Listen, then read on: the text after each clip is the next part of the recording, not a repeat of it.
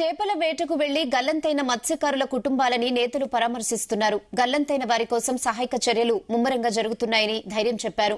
Rescue operation కోసం navy coast guard సిబ్బంది సహాయం తీసుకున్నామని ఎమ్మెల్యే వంశీకృష్ణ శ్రీనివాస్ తెలిపారు. ఇప్పటికే సీఎం డిప్యూటీ సీఎం అధికారులతో మాట్లాడినట్లు చెప్పారు. ఇక గల్లంతైన మత్స్యకారులు సురక్షితంగా తిరిగి రావాలని ప్రార్థిస్తున్నామని ఎమ్మెల్యే లోకం మాధవి అన్నారు. మత్స్యకారుల కుటుంబాలతో మంత్రి కొండపల్లి శ్రీనివాస్ కూడా మాట్లాడారు.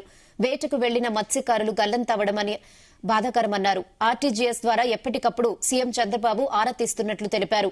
నేవీకి చెందిన 2 బోట్లు, కోస్ట్ గార్డ్ కి చెందిన 2 హెలికాప్టర్ల ద్వారా గాలింపు కొనసాగుతుందన్నారు. అందరికీ నమస్కారాలు. ఈరోజు ఇక్కడ ఫిషింగ్ హార్బర్ రావడం జరిగింది. నిన్న 1వ తారీఖున భోగాపురం మండలం ముక్కం గ్రామం చెందినటువంటి కుటుంబ సభ్యులు ఒక 7 మంది కారీ ఇంటి పేరుతో ఉన్నటువంటి కుటుంబ సభ్యులు ఒక 5 అయితే వాళ్ళ అల్లుడు కానీ వేరే ఒక 2 మంది మొత్తం 7 మంది ఇక్కడ జాలార్పేటలోనే విశాఖపట్నంలో నివాసం ఉంటారు.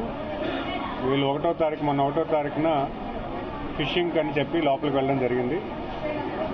అయితే నిన్న మధ్యాహ్నం 2:30 సమయంలో వారి కుటుంబ సభ్యులకు కానీ ఇక్కడ ఉన్నటువంటి వాళ్ళ స్నేహితులకు కానీ ఫోన్ చేసి ఒక అరగంటలో మేము వస్తున్న విషయాన్ని తెలియజేసి చెప్పడం జరిగింది.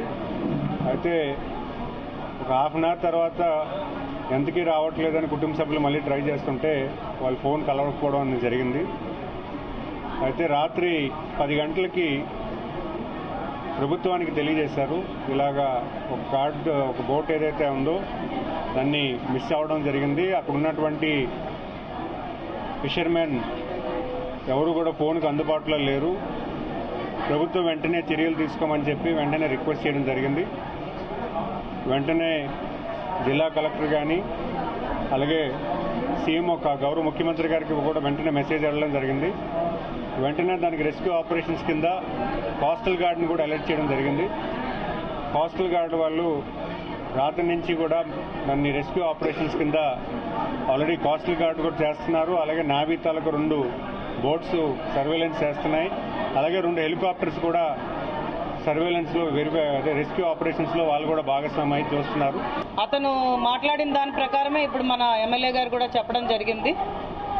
ఆయన చెప్పిన ఇన్ఫర్మేషన్ ఏంటంటే అందరూ కూడా లంగరేసిన ఒక బోటు దగ్గరికి ఆయన వచ్చి తాడు పట్టుకోవడం వల్ల ఆ బోటు వాళ్ళు అతన్ని సేవ్ చేశారు. అతని ఫోటో కూడా చూపిస్తున్నారు వంశీ గారు. మిగిలిన వాళ్ళందరూ కూడా ఇంకా మనకు తెలియట్లేదు ఏం జరిగింది అన్నది. అందులో ఒకళ్ళ ఆరోగ్యం బాగాలేదని కూడా వాళ్ళ కుటుంబ సభ్యులు చెప్తున్నారు. వీళ్ళందరూ కూడా అప్పుడే వెళ్ళి 4 రోజులు అయింది. ఇంకొక